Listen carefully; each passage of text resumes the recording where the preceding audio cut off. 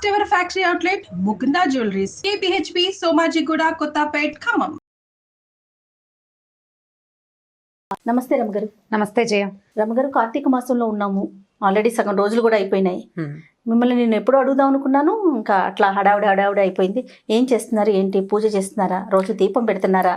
కార్తీక మాసం అంటే ఏమిటో ఆరోగ్య మాసం. మామూలుగా ఆరోగ్యం అంటే మనం ఏం చేస్తాం, రకరకాల మంచి మంచి పదార్థాలు తినాలి, చక్కగా మందులు వేసుకోవాలి, బాగా పడుకోవాలి, రెస్ట్ తీసుకోవాలి కదా. కానీ కార్తీకంలో ఆరోగ్యం తినకూడదు, రెస్ట్ తీసుకోకూడదు, టైంకి పడుకుని బాగా పెందరాళ్ళే లేచేయాలి. ఈ రకంగా కనుక చేస్తే ఈ శీతాకాలం మొదటి రోజుల్లో ఈ పని చేస్తే తర్వాత కాలం ఆరోగ్యంగా ఉంటుందన్న సూచన కోసమే కార్తీక మాసపు ఆరోగ్యవంతమైన అలవాట్లు. దీపం పెట్టుకుంటాం పొద్దున్నే, ఎర్లీ మార్నింగ్ లేవటం, స్నానం చేయటం. ఇదివరకు నది స్నానాలు చేసేవాళ్ళు. అవునండి.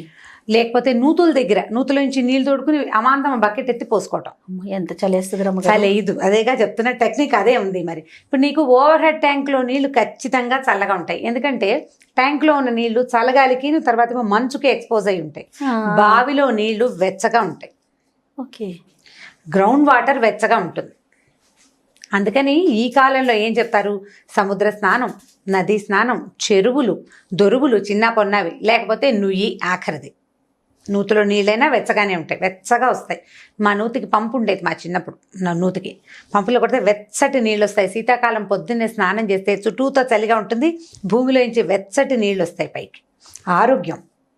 చల్లటి నీళ్ళు నువ్వు ట్యాంక్ వాటర్ పోసుకుంటే నిజంగానే చలేస్తుంది. మనం ట్యాంక్ వాటరే పోసుకుంటున్నాం అనుకోండి, ఆరోగ్య రీత్యా కొద్దిగా గోరువెచ్చటి నీళ్ళు, వేడి నీళ్ళు గీజర్ ఆన్ చేసుకుని పోసుకోకుండా కొంచెం మరీ చల్లగా ఐస్ కోల్డ్గా కాకుండా ఐస్ కోల్డ్ నీళ్ళు పోసుకుంటే జబ్బు చేస్తుంది. అవునండి. బయటికి వెళ్ళి స్నానాలు చేసే అవకాశం లేని వాళ్ళు తప్పకుండా ఇంట్లోనే ఏదో స్నానం చేస్తాము. ఒక మాట కార్తీక దామోదరుని తలుచుకుని, నాయన ఈ జన్మకి ఇదే, ఈ సంవత్సరానికి ఇది, వచ్చే సంవత్సరం కుదిరితే నది స్నానం, ప్రతి నెల ప్రతి సంవత్సరం నేను ఇదే అనుకుంటాను, వచ్చే సంవత్సరం ఏదైనా నది స్నానం ఒక్కసారైనా చేస్తాను అని. కుదిరితే కుదురుతుంది, లేకపోతే లేదు. ఏ కృష్ణకో గోదావరికో వెళ్ళగలిగే అవకాశం వచ్చిందనుకో చేసేస్తాం, రాలేదనుకో ఇక ఇదే కడిపే కైలాసం, కానీ ఇల్లే వైకుంఠం అని అలాగే చెప్పుకుంటాం అనమాట.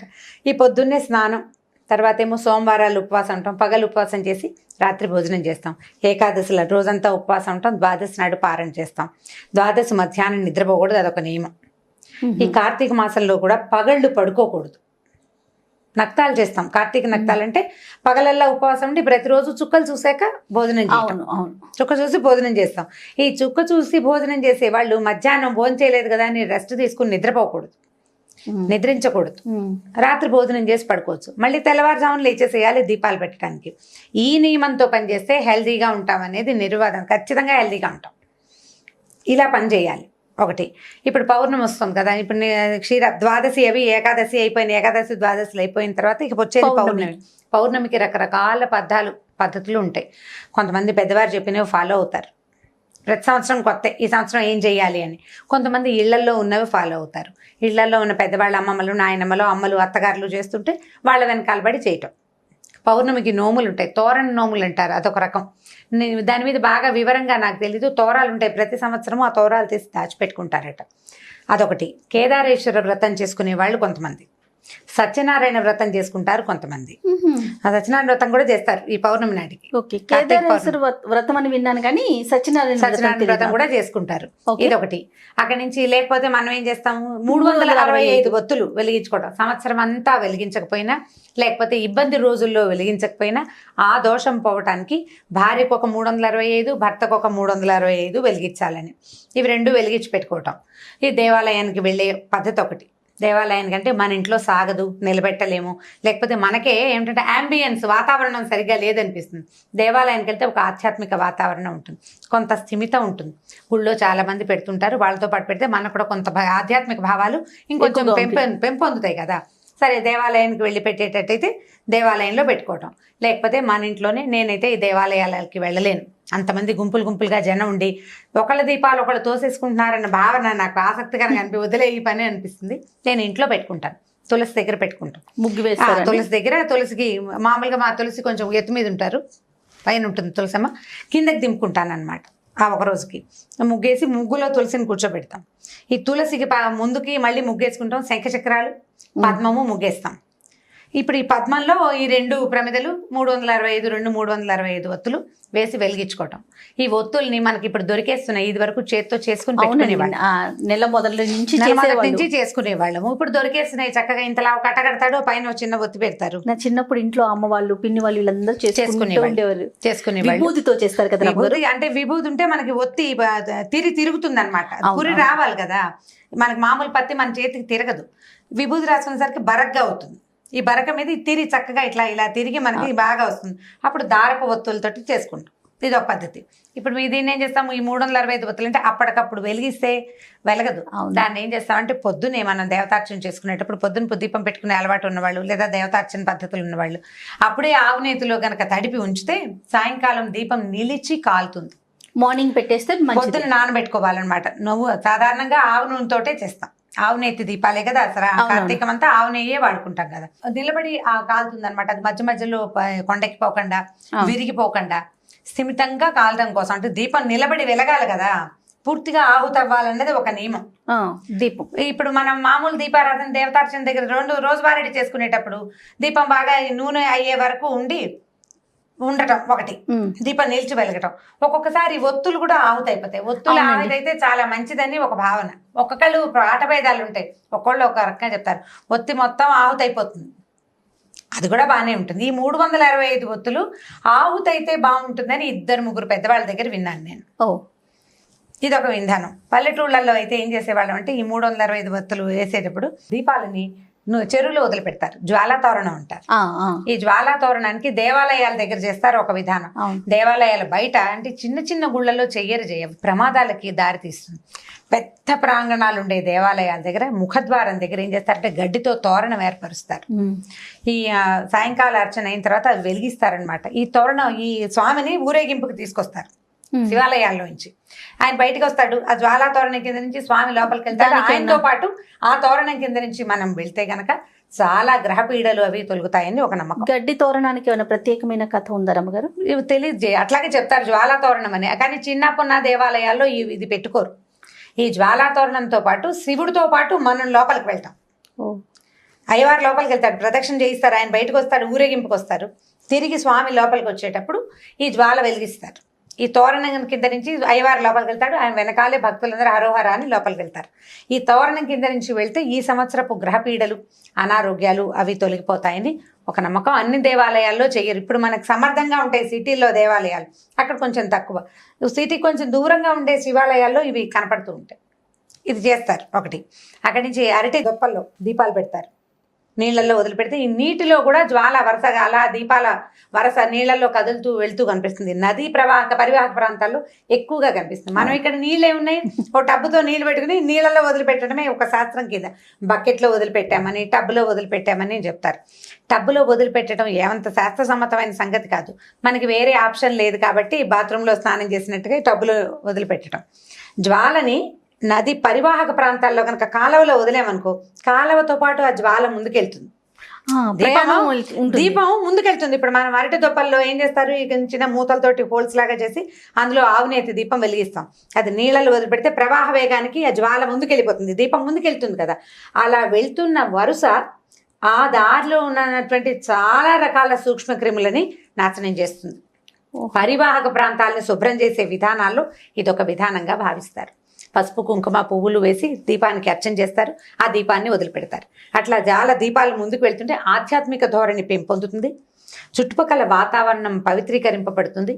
ఈ పరివాహక ప్రాంతాల్లో ఉన్న చాలా రకాల అనారోగ్యాలు అవి దూరం అవుతాయని నమ్మకం. పాతకాల పద్ధతులు కదా ఇవన్నీ. అప్పుడు ఇలా అపార్ట్మెంట్లు ఇల్లు ఈ గోళాలు లేవు కదా. అక్కడి నుంచి ఆకాశ దీపాలు పెడతారు, దేవాలయంలో ఆకాశ దీపం పెడతారు. రోజు సాయంకాలం వేసరికి పైకి పెట్టుకుంటారు దీపం. ఇళ్లలో పెట్టలేకపోతాం ఆకాశ దీపం చూడడం. వీటిలలో ఏది కుదిరితే ఇప్పుడు ఇవన్నీ చేయాల్సిందేనంటే అన్నీ ఎక్కడ చేస్తాం, ఏది కుదిరితే అది చేస్తాం. అయితే కార్తీక మాసానికి రకరకాల కథలు చెప్తాం. పురాణం వినొచ్చు, రోజు వారడి పురాణం వింటాం. కార్తీకపు ప్రత్యేకత, ప్రతి రోజుకు ఒక కథ ఉంటుంది. 30 రోజులు 30 కథలు వినగలిగితే మంచిది. ఓకే. పౌర్ణమి నాడు ఒక రోజైనా సరే వాళ్ళ ఉపవాసం ఉంటాము, ఏదో చలిమిడి అవి చేసుకుంటాం. చలిమిడి దీపారాధన చేస్తారు, అది కూడా ఒక పద్ధతి. మా ఇళ్లలో కూడా కొంతమంది చేస్తారు. చలిమిడి చేసి ఆవు నెయ్యి పోసి అందులో దీపం పెట్టి వెలిగిస్తారు. ఆ చలిమిడే ప్రసాదంగా స్వీకరిస్తారు. రాత్రి మళ్ళీ వెన్నెలు వచ్చేదాకా భోజనం చేయరు. ఇదొక విధానం. ఎన్ని రకరకాలు. ఇప్పుడు నేను చేసే కొన్ని నాకు తెలిసినవి కొన్ని చెప్తున్నాను నేను. ఇప్పుడు ఇదే విధాయకమా అంటే నేను ప్రతిసారి ఏదో చెప్తా, ఈ ప్రాంతానికి ఇది విధాయకం. కొన్ని ప్రాంతాల్లో చలిమిడి తినరు, కొంతమంది తింటారు. కొంతమంది పళ్ళు నైవేద్యం పెట్టి పళ్ళే తింటారు. అసలు ఏమీ లేకుండా మంచినీళ్ళతో ఉండేవాళ్ళు కొంతమంది. వాళ్ళ అలవాట్లు, ఊళ్ళు, ఆ పద్ధతులను బట్టి. ఎవరికైనా సాధారణ నియమం ఏమిటి? పగలు ఉపవాసం, రాత్రి భోజనం, దీపం ఖచ్చితమైన నియమం. నువ్వు పొద్దున్న తెల్లవారుజామున లేచి పెడతాను, సాయంకాలం పెట్టలేను, ఆఫీస్కి వెళ్తాను. మరి పొద్దునైనా పెట్టు, నీ కుదిరితే చెయ్యి, ఆ పనైనా చేయాలి నువ్వు. ఇది రెండు రకాలు. పొద్దున సాయంత్రం 2 దీపాలు పెట్టగలిగి ఇళ్లలో ఉండి అవకాశం ఉన్నవాళ్ళు చక్కగా సాయంకాలం కూడా సంధ్య దీపం పెట్టుకుంటే అవన్నీ ఆరోగ్యానికి మంచివి.